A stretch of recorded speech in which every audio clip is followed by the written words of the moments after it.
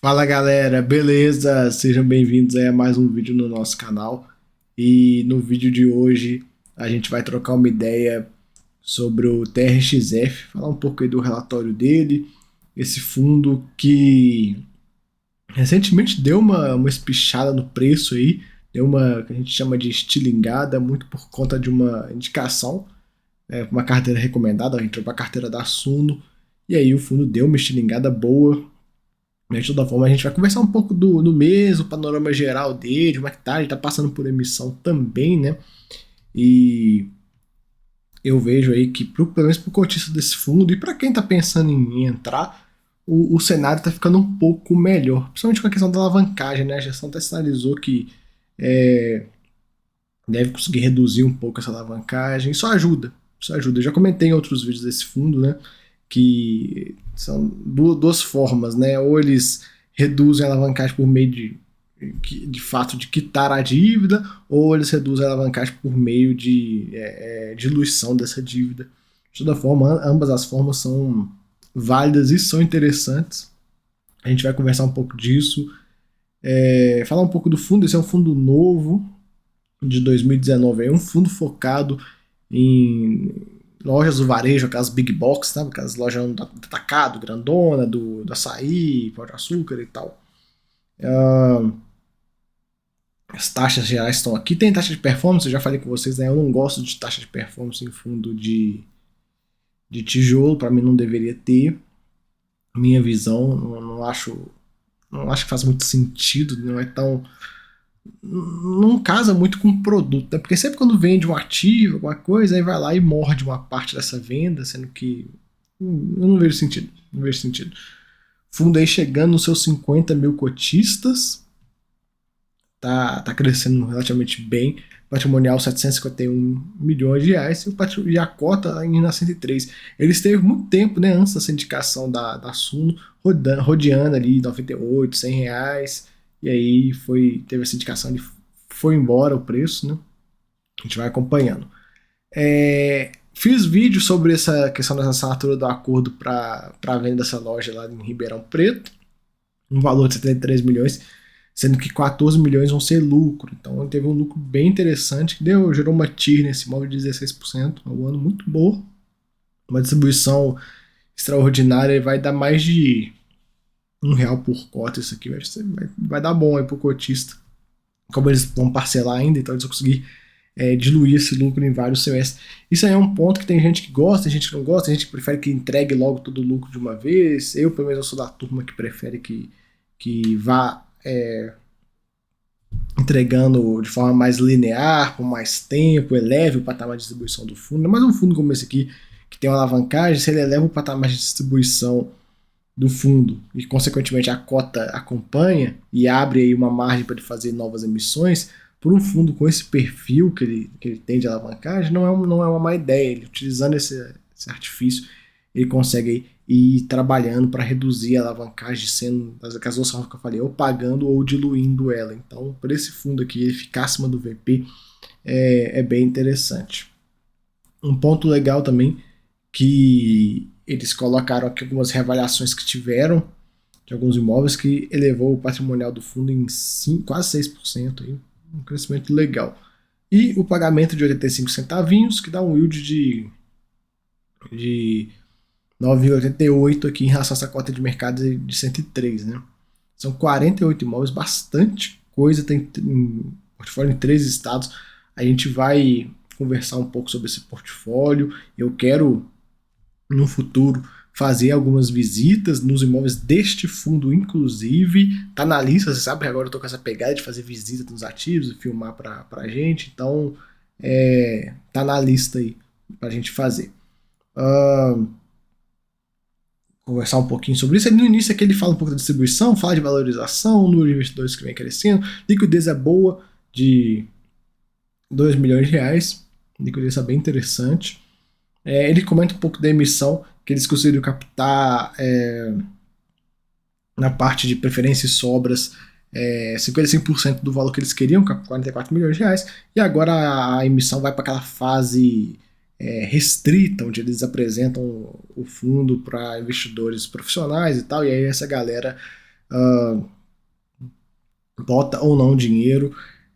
Muitas das emissões, pessoal, chega nessa fase e consegue captar tudo. Sempre vai ter algum institucional, um cara muito grande, com muita grana, que quer injetar dinheiro. Por exemplo, nesse fundo, quem é esse player que é conhecido é a Capitânia, por meio de vários fundos dela, mas enfim. Aí esse player grande vai lá e faz uma compra, tipo, gigantesca, que ele não conseguiria nunca fazer no secundário. Fundo imobiliário ainda tem esse problema, né, pessoal? Mas se a liquidez é boa de 2 milhões, pô, se o cara quer entrar com um valor, por exemplo, um valor de 40 milhões de reais, ele não consegue entrar no secundário. Claro, se ele diluir durante muito tempo, ele até consegue, mas de forma assim, tipo, tem 40 milhões que eu preciso, quero botar nesse fundo, se não for por emissão, esquece.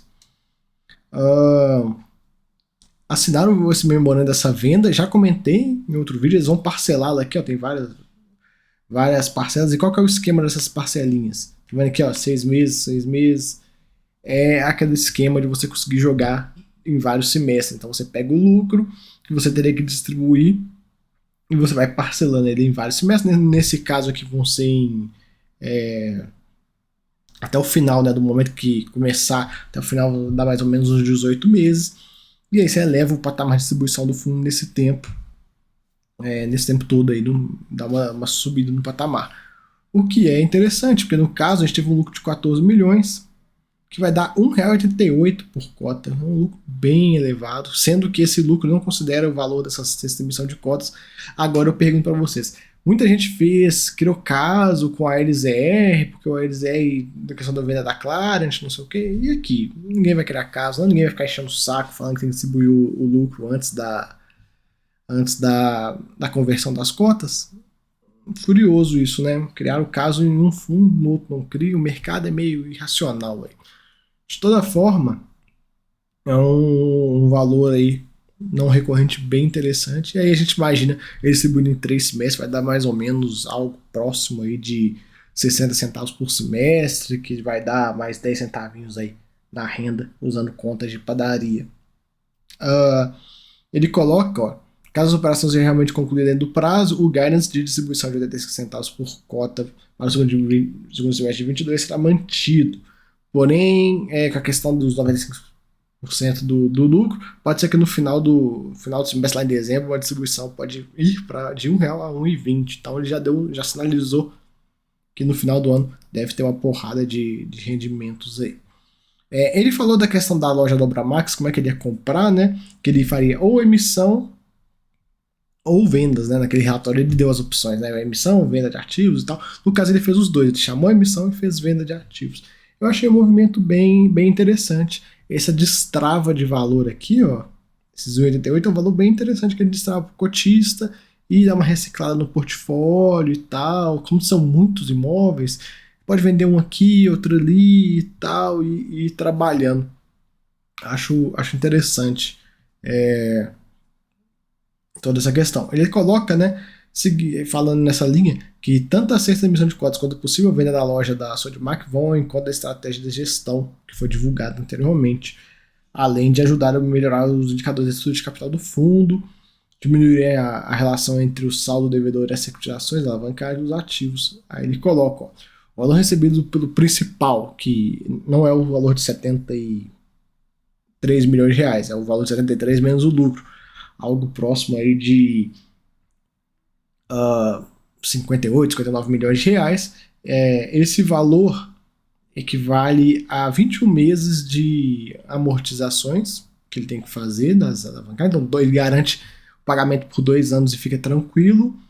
E com essa emissão, o patamar de alavancagem do fundo vai ficar entre 35% e 40%. Vai ficar num patamar mais aceitável, né? Um patamar bem mais civilizado aí. Ficar no patamar de 35% fica ótimo. E aí a gestão tem que dar poucos passos, tipo, mais uma emissão desse mesmo tamanho, ela consegue jogar a alavancagem do fundo para algo próximo de 30, ou até às vezes menos de 30, e aí já vira uma alavancagem comum. Esse fundo ele foi muito criticado quando ele levou a alavancagem até 50%, que realmente foi um patamar bem puxado, bem elevado. E aí agora ele está dando uma calibrada na mão. Vamos aguardar, vamos ver. O momento agora não é muito propício para alavancagem, né, pessoal? Tá tudo muito caro, questão de juros. Então, se ele utilizar, se conseguir neste momento ir reduzindo essa alavancagem devagarinho, também não pode entrar no frenesi de emissão, acima de emissão, mas enfim, se ele conseguir, com essa emissão agora seja boa, conseguir reduzir para 35% daqui a final do ano ou no ano que vem, enfim, fazer mais uma e comprar mais imóveis e tal, como eu falei, utilizando a estratégia de diluição da alavancagem, a gente pode ver esse patamar saindo aí de 35 para menos de 30, e aí já vira um fundo bem mais tranquilo. O grande problema que ele tem hoje, que é a alavancagem, querendo ou não, muita gente fala, não tem problema alavancagem e tal. Cara, é um risco que você está trazendo pro fundo. Muita gente tenta falar, não, mas é casadinho, tudo certinho, de fato é uma alavancagem muito bem feita, mas é um risco. Você não pode pegar e colocar numa comparação, por exemplo, TRXF, HGRU, SPVJ, pegar esses dois e falar, não, tá tudo bem, o yield, ficar o yields parecidos. Não pode. O TRXF tem que pagar mais do que principalmente do HGRU, utilizando na base de comparação. Hoje ele paga, óbvio, ele paga 9,88, o HGRU tá pagando algo próximo de 8, até um pouco mais, mas de toda forma tem que ter um spread aí entre esse tipo de fundo. Então esse é o grande ponto da alavancagem. É um risco a mais? Sim. Tem que ter retorno a mais? Sim. Então a gente vai avaliando aí. De toda forma, essa redução que a gestão já fez aí já deixa tudo num patamar bem mais tranquilo, bem mais civilizado. Isso é bom. Isso é muito bom.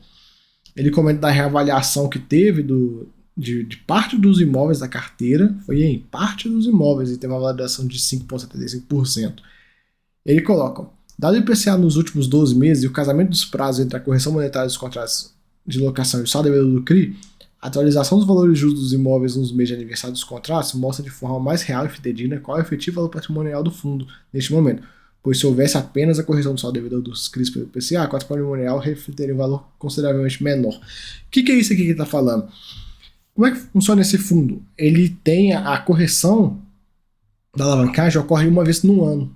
E não seria coincidência, mas tipo, feito de forma junto a essa atualização, tem a reavaliação do ativo. Então sobe o valor da dívida, mas sobe o valor do ativo, sobe o valor da dívida, sobe o valor do ativo, e subindo o valor da dívida, sobe o valor da PMT, e do outro lado corrige o contrato. Então tipo, fica tudo casadinho. Por que acontece? O que ele quer falar aqui pra gente? Se tivesse tudo sendo corrigido, todos os contratos forem corrigidos, pumba, e o valor patrimonial ficasse, e o valor do ativo ficasse parado, o que aconteceria com o patrimonial? Ia cair, sei lá, o patrimonial de 103, 100 reais, patrimonial, isso aí, ia bater, usando números fictícios, ia bater tipo 95. Da mesma forma, que tem como ele fazer isso ao contrário. Como é que ele faria?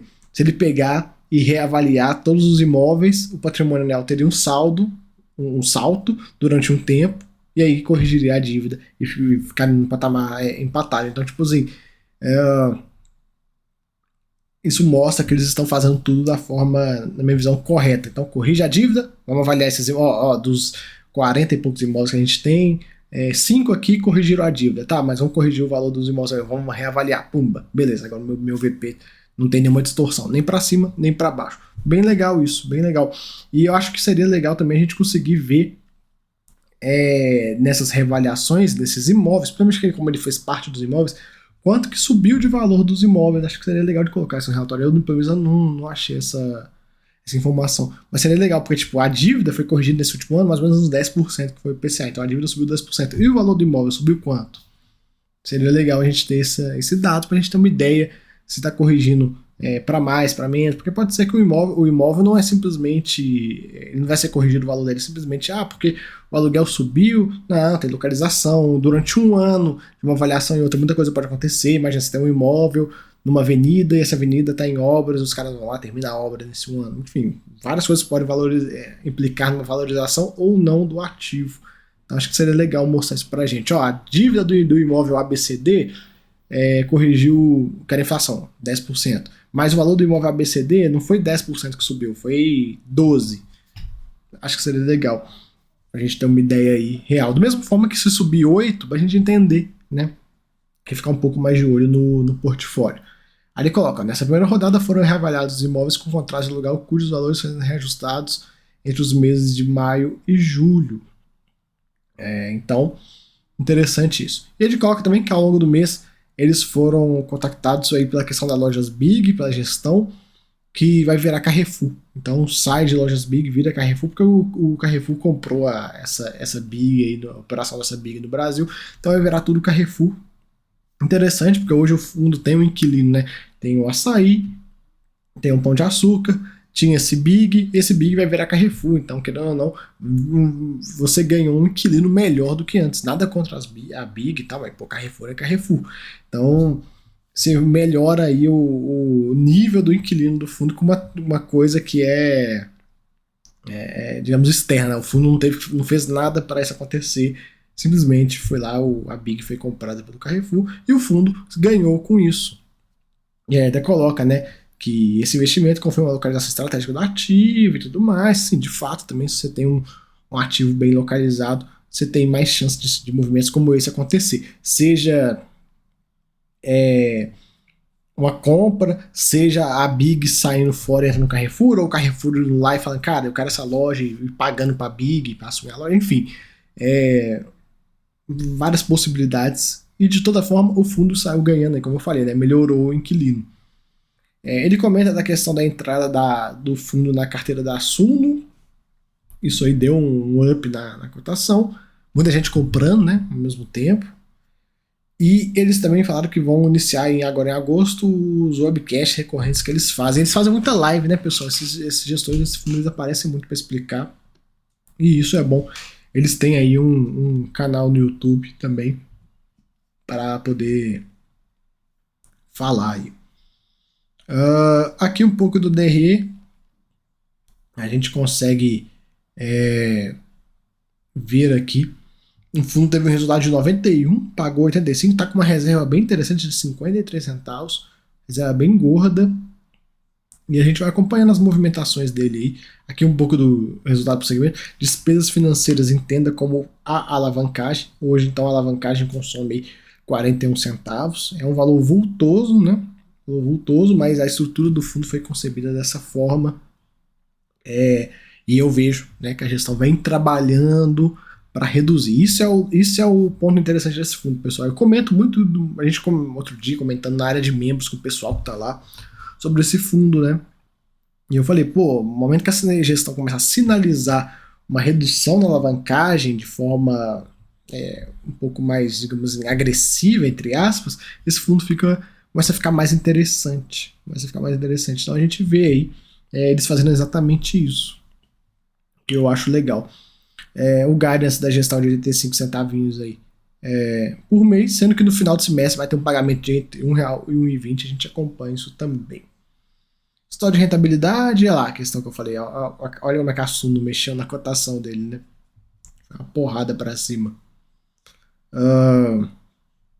Um pouco aqui da diversificação de carteira, foco no varejo, a gente tem um pouco na alocação dos recursos, um pouco renda fixa, um pouco no imobiliário. O TRXB é uma estrutura diferenciada que eles fizeram para viabilizar aí as compras dos ativos, de alguns ativos. Tem um relatório que ele explica bem sobre o racional disso aqui, e é para esse fundo ir comprando TRXB de volta aí, conforme o tempo for passando. Vamos acompanhando aí para ver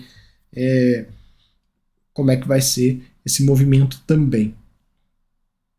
Foco em contratos atípicos, praticamente tudo da carteira, tem um pouquinho típico ainda, né? Seria até legal se ele conseguisse vender os imóveis que são contratos típicos e ficar 100% atípico e tal, ia dar um tchan no fundo, assim, mais que a pouquinho.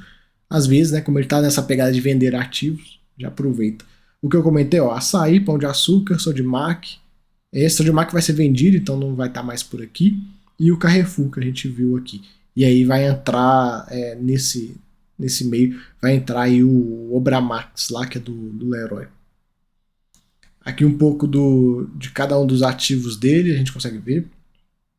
É muita coisa, pessoal, é muito É muita loja espalhada pelo Brasil inteiro. Eu quero, como eu falei com vocês, eu quero visitar alguma pra gente conhecer, porque é aquela coisa. Você vai em uma loja, por exemplo, do açaí, todas são as mesmas, né? Tipo, eu vou até mostrar pra vocês uma foto aqui, deixa eu ver. Não sei se quem já teve a oportunidade de ir numa loja deles, mas deixa eu pegar aqui, pegar as pão de açaí.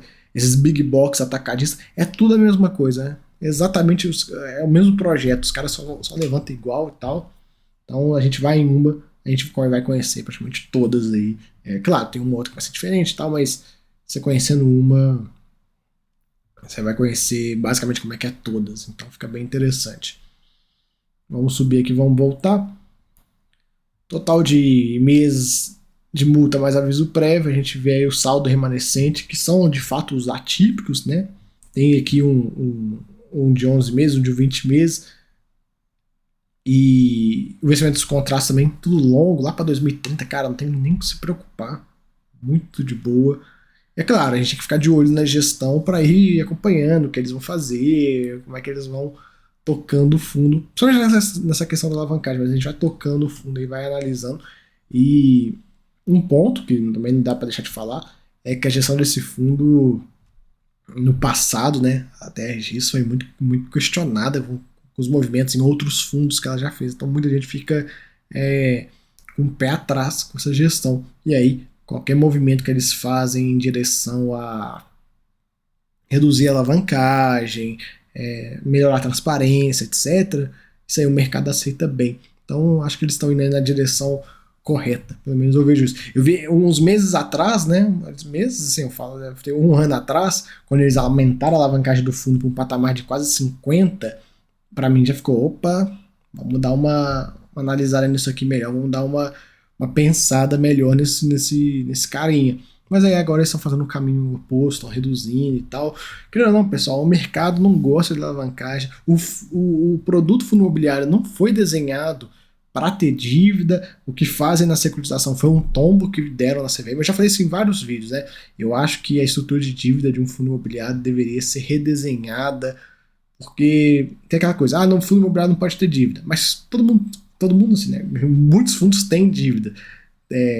Usam aí desse drible criado na CVM. Então nada melhor do que pegar e entregar para o fundo imobiliário uma estrutura de dívida mais interessante, mais inteligente, que principalmente no momento onde o fundo precise rolar a dívida por algum problema, por exemplo, caso do RECT, tá todo aquele problema de vacância e tal, pô, se o RECT conseguisse rolar essa dívida, teria sido muito bom para o fundo. Então, tipo, alguma possibilidade de deixar o gestor um pouco mais, digamos, um pouco mais livre para trabalhar, porque hoje, na forma que está concebida a securitização, ele não consegue rolar a dívida. O fundo, a partir do momento que o fundo vai lá e compra o imóvel alavancado, se der uma merda, ele não consegue fazer uma nova dívida em cima desse imóvel. Não, ele não pode, tá lá. Ele só, como é que funciona? É até engraçado.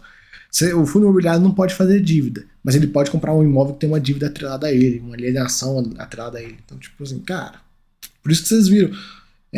Por exemplo, o HGLG tá fazendo aquela assembleia para poder comprar aquele ativo lá lá de Betim, aquele galpão gigantesco que eu mostrei para vocês.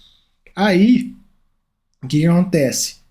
Ele tá pedindo, como é que ele colocou na GE? Que ele tá pedindo autorização para comprar um imóvel alienado fiduciariamente. Então, resumindo, comprando um ativo com a dívida e com a alienação fiduciária na matrícula. Então, cara, é um tombo que todo mundo dá na CVM, e aí a CVM não tem o que fazer, porque beleza, se o fundo imobiliário não pode fazer dívida, mas ele pode comprar um imóvel que já tem a dívida. E aí a CVM ficou tipo, putz, me ferrei nessa história. Então, por isso que eu falo que às vezes tinha que ter uma estrutura de dívida um pouco mais interessante, um pouco mais inteligente, que desse um pouco mais de liberdade para se gerir a dívida, principalmente no momento de estresse. Claro, do outro lado vão ter aí gestores que vão utilizar isso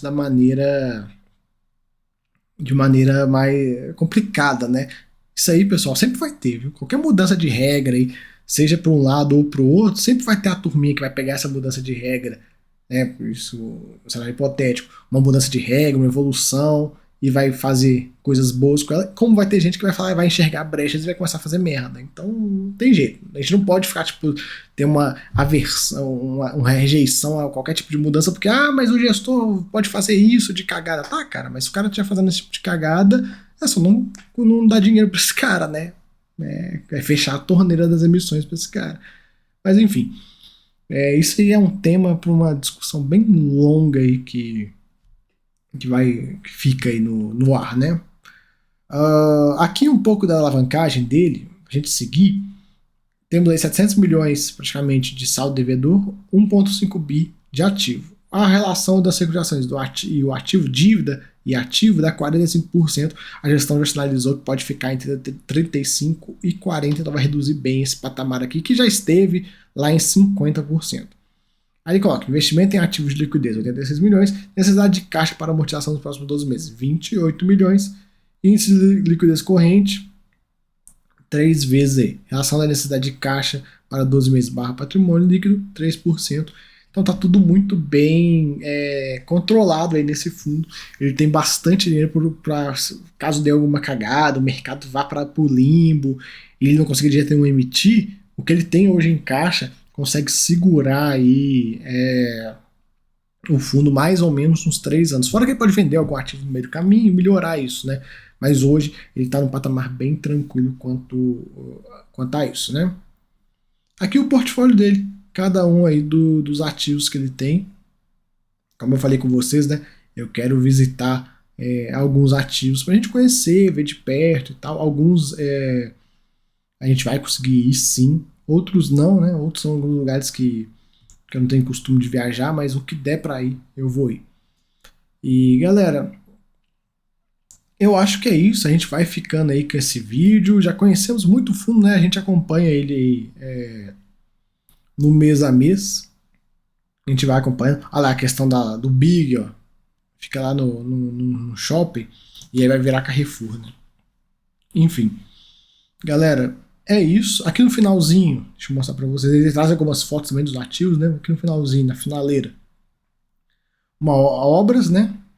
Aqui é essa do açaí de Patinga. Um da Avenida Brasil, lá no Rio de Janeiro. A Obra Max, que nem começou ainda, mas é o novo inquilino aí do fundo. Aqui o projeto, como é que vai ficar e tal. Enfim, fica aí o vídeo do TRXF. Falar com vocês que eu venho gostando que essa gestão vem estabilizando nos últimos meses, principalmente com a redução da alavancagem. Para mim, o caminho para esse fundo é redução de alavancagem. Ou seja, nas duas formas que eu comentei. Ou paga, que não é o cenário mais ideal de todos, por conta de questão de alguns CRIs terem multa para você pagar, de pré-pagamento, ou seja, diluindo. Diluindo é o melhor cenário, que vai botando novos ativos para dentro do fundo, e aí a alavancagem ela vai perdendo proporção em relação ao ativo, vai ficando tudo mais tranquilo, o cotista consegue respirar melhor, melhora a quantidade de imóveis. Eu acho que o único ponto assim que falta para ficar, tipo, digamos, não seria perfeita a palavra correta, mas enfim, para ir melhorando, é uma diversificação por inquilinos. Ele vem fazendo isso, a gente vê Big, que no caso agora vai virar Carrefour, tem o Extra, agora vai ter a Obra Max, então se ele conseguir adicionar novos players aí, nesse meio do caminho, vai ficando legal, vai diminuindo um pouco a exposição entre açaí e pão de açúcar, né? Eu acho que seria legal ele conseguir ter uma participação mais diluída entre inquilinos. Claro, para ele fazer isso é um processo que vai demorar muito, até porque açaí e pão de açúcar cada um representa tipo 40% do fundo, então para ele conseguir diluir esses dois caras não é um processo que vai acontecer, mas faz mais 2 emissões aí que tá tudo bem. Não, vai ser um processo assim que vai demorar sei lá, acho que uns 5 anos ele consegue, dependendo de como é que vai estar o mercado, tudo vai que abre um frenesi, igual foi 17, 18, 19, 20. Se der um frenesi desse e conseguir dinheiro fácil de emissão cotista, aí consegue acelerar. Agora, no que a gente vê hoje, na área de hoje, eu imagino uns 5 anos aí pra ele conseguir diluir um pouco esses dois players, ficar tipo açaí 25% e pão de açúcar 25% e outros divididos em outros inquilinos. De toda forma, vamos acompanhar aí. Qualquer novidade eu trago para vocês. Beleza? Fica aí o vídeo. Até a próxima. Fui.